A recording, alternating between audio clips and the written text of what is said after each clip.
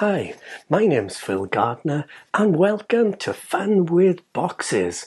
Well, today I'm taking a look at a very small card game, and that is In Front of the Elevators by the wonderful Saashi and Saashi. Oh my goodness, this is a lovely little game. It's for 2 to 4 players and will take you around 20 minutes to play, and it is a delight. Look at that wonderful artwork. Oh, what a wonderful game. So what is In Front of the Elevators? Well, In Front of the Elevators is a card game where you compete to get more of your family members in front of the elevator line at the department store. What an unusual theme. Totally fascinating. I love it. I really love the idea of this theme. Queuing to get onto that elevator. Are you going to get on there first? Are you going to get left behind? What a fascinating concept for a card game. Well, why don't you join me as I set up and learn how to play this rather lovely little card game.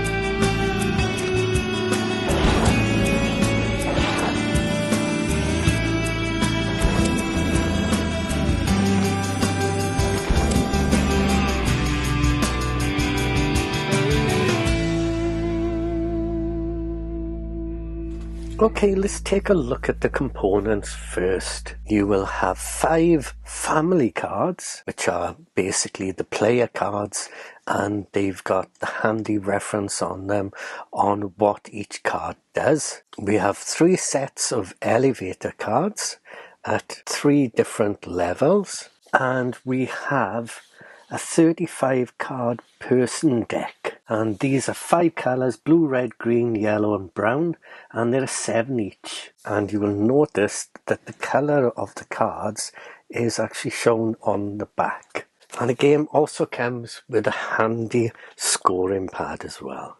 So that's the components for the game. Let's have a look at how we set it up. Now the setup is going to be different for 2 players and for 3 or 4 players. What I'm going to do for this example, I'm going to set up a 2-player game. So the first thing we need to do is pick a family card.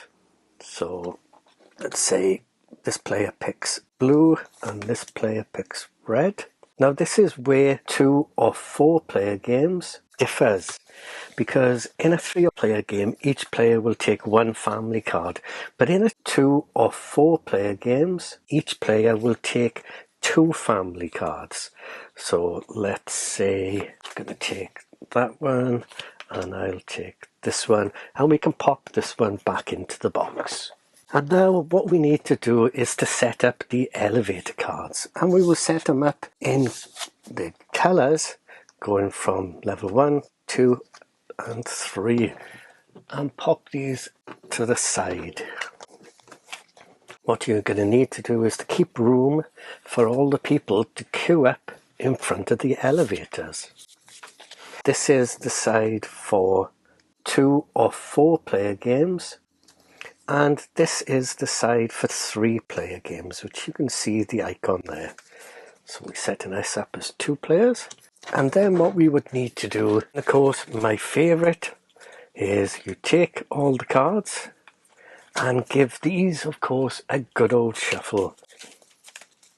Now once you've shuffled up all the deck, each player will take a look for 2 people matching the colours of their families. So I'd be looking for the first red card there and the brown card, and this player would be looking for the yellow and the blue.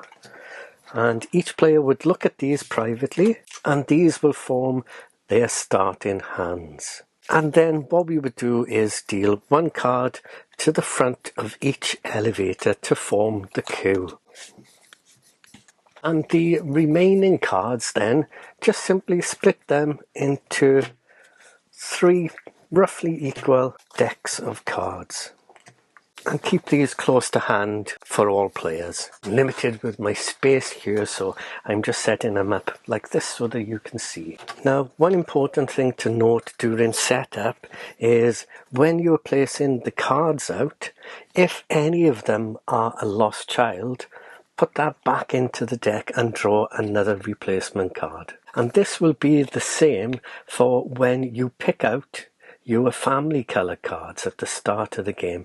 If you picked out a lost child card in your colour, you would return it to the deck and select another red backed card in this example, and then shuffle up the deck of cards and then split it into the 3. And that's how you set the game up. And the player who is going to be the starting player is the player who most recently smoothly got on an elevator without waiting. They will be the start player, or of course you can choose a start player at random. Now, before we continue, let's take a look at all the people cards. And you will see that we have a girl card, a boy card, a mother card, a father card, a grandma card, a grandpa card, and a lost child. Now, each of these will have a certain cut-in ability, or a lost child ability for the lost child. And these cut-in abilities are detailed on the top of each of the cards, and also shown on your coloured family cards there as a handy reminder. So let's take a look at how to play the game. Now, on your turn, you choose one person card from your hand, place it into an elevator line, and generally you're going to be adding them at the very rear of the line. But each card will have a cut-in ability or lost child ability that may affect the line where they're placed. And if they can use their ability in a selected line, then they must apply it and move the affected cards. So, for example, if I go here, I've got these two cards here. Now, the grandma will cut in front of a grandpa, and the father will cut in front of the grandma. Now, what is the aim of the game? Well, you are trying to get your family members onto the next elevator, which can only hold a few people. As you see on this elevator here, it can hold 3 people. This one can hold 4, and this one can hold 4 people. And these numbers here show the number of points each player will get depending on whose cards make it into the elevator. Now, on each elevator there are 2 types of people pictured, and if one of the cards is one of these pictured people, then you're going to double the points. So what you're going to be trying to do is to get your coloured family cards to the front to get onto the elevator and score you points, because any cards over the limit for the elevator will just be removed from the game and not scored. But be aware, as you are playing cards into the queue, their cut-in effects will end up shifting and moving cards around. So you want to be very, very careful and very strategic in how you do that to make sure that your family cards are going to get onto that elevator and score you points. Okay, so let's take a look at how the game plays. Well, on your turn, you have to play a card and activate its cut-in abilities. So I've got the father and the grandma, and I will play this, just for example, into this position here. Now, he would cut in front of a grandma. Well, there's only a boy in the queue for the elevator, so nothing happens. And then I get to choose to take a card from either of the 3 piles. Now, the backs of the cards will show the colours of the cards. So I know that I've got red and brown family cards. So do I want to pick up a card that's not in a player family colour in this example, or do I pick up one of my own colour cards? Well, I'll give it a go. I'll pick up one of my own colour cards. So, for example here, if they play the boy to the queue, well, the boy will cut in front of the mother. So we would rearrange the cards like so, and then this player would take another card. And then it would come back to me. So what I could do is I could play this girl who's going to cut in front of the boy, and then I would draw another card. Now, if I move these cards just to one side, so we got more space. Now, that is going to be the general flow of the game, where you're going to be playing a card and then taking another card back into your hand. When you play the card, if it's able to use its cut-in ability, it will do that. And when a card utilizes its cut-in ability, so for example, if it was this player's turn next, this card, the grandpa, is going to cut in front of the girl, and what he will do, he will cut in front of the girl who is closest to the elevator. So there is only one girl in this example, so he would cut in and everything changes like so. Now, when you're placing cards in front of the elevators, you need to keep an eye out for the cafe rule.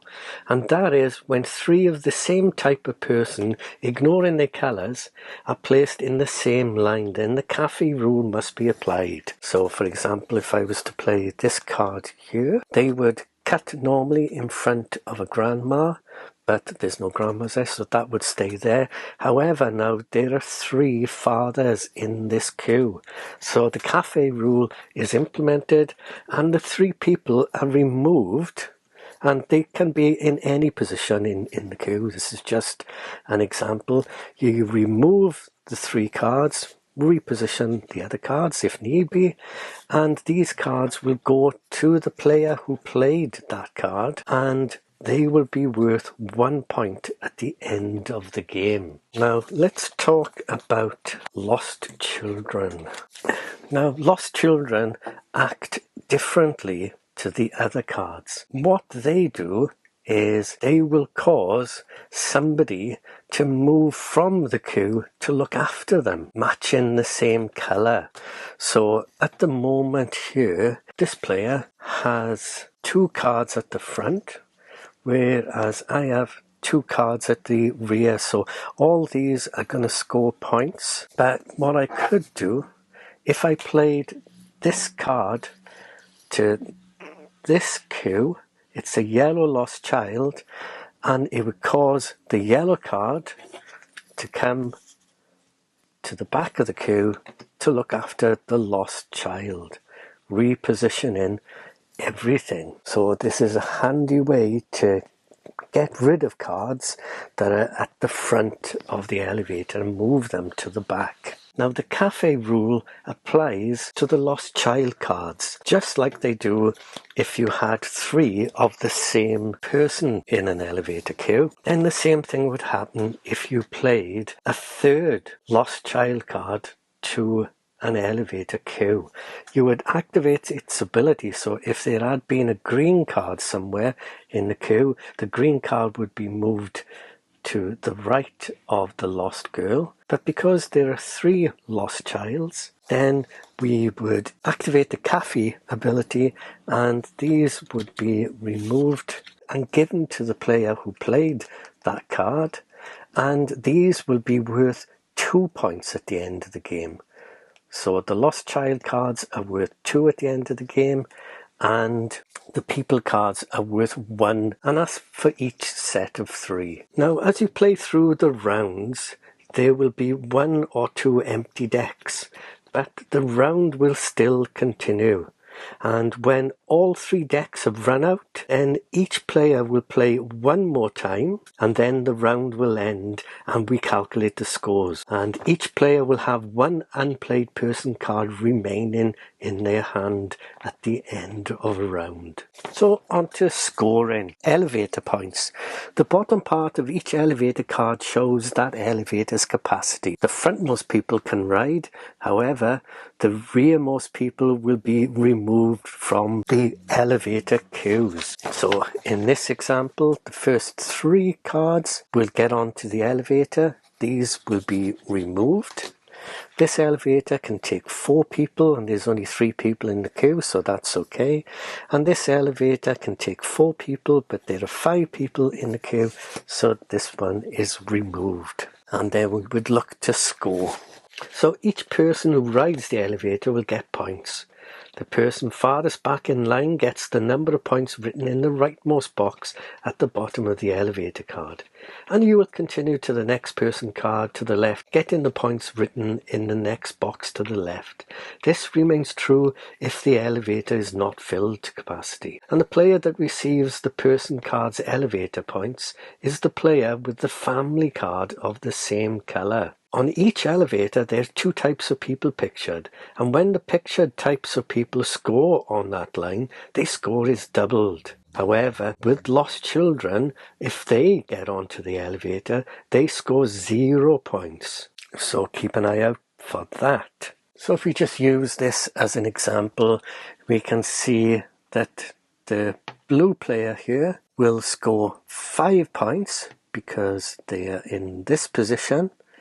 And they have played a boy, which the elevator wanted, and that's going to be doubled. So this card will actually score them 10 points.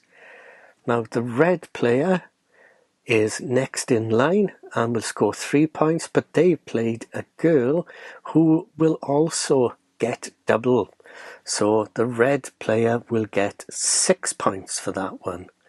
And now the green family card, nobody has the green family card, so that's not going to score anything.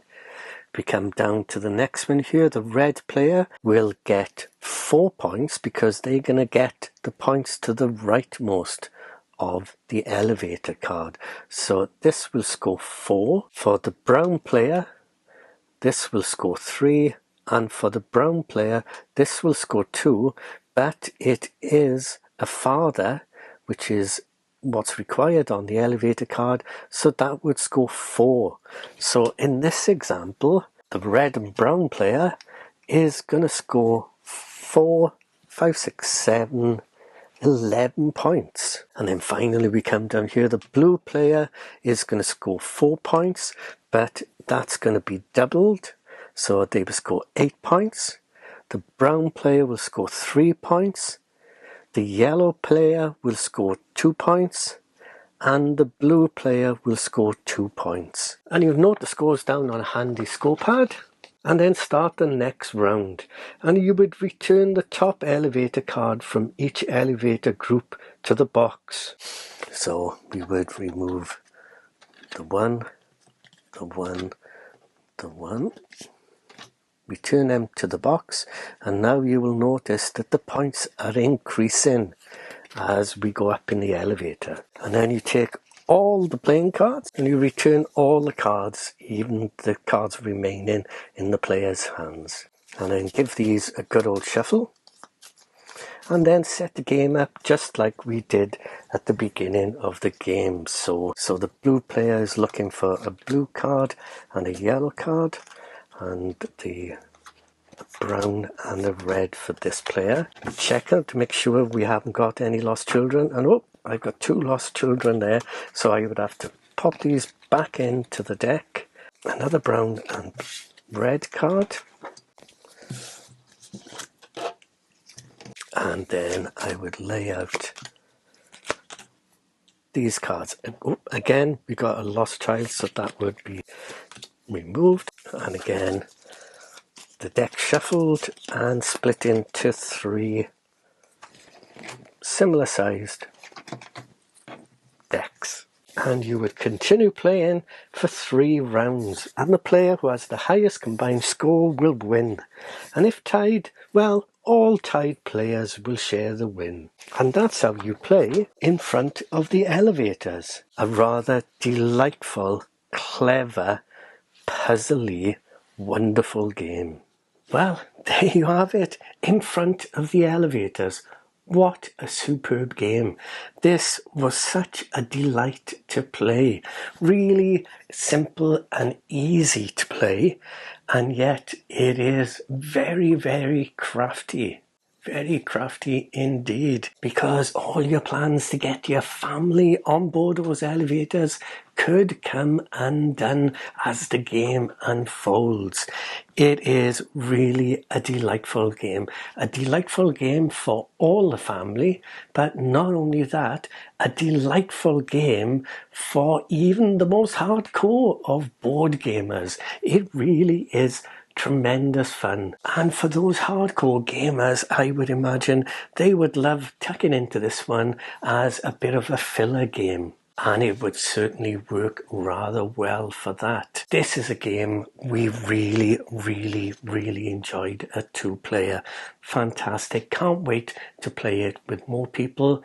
And with that, I have to give this a massive Fun with Boxes thumbs up. What a tremendous little game this is. If ever you see this about, I highly recommend picking up a copy. That's In Front of the Elevators by Saashi Saashi.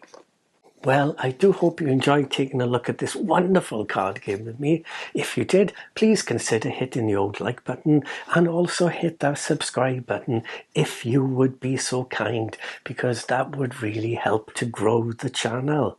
And in the meantime, as always, thanks so much for watching. Please do take care and bye for now.